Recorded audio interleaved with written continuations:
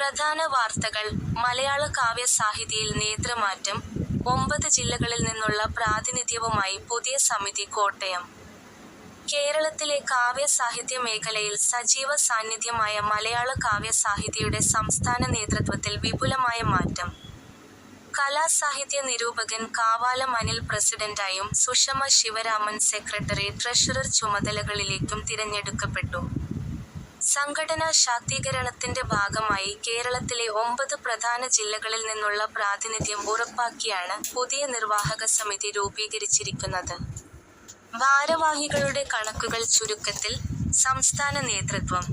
President, secretary, vice president ഉൾപ്പെടെ 5 പ്രധാന ഭാരവാഹികൾ. ജില്ലാ പ്രാതിനിധ്യം. തിരുവനന്തപുരം മുതൽ കാസർഗോഡ് വരെയുള്ള 9 ജില്ലകളിൽ നിന്നുള്ള സാഹിത്യ പ്രതിഭകൾ നിർവാഹക സമിതിയിൽ. പുതിയ ഭരണസമിതി അംഗങ്ങൾ. ആകെ 14 അംഗങ്ങൾ ഉൾപ്പെടുന്ന ശക്തമായ നേതൃനിര. സംസ്ഥാനതല ഭാരവാഹികൾ. Doctor R.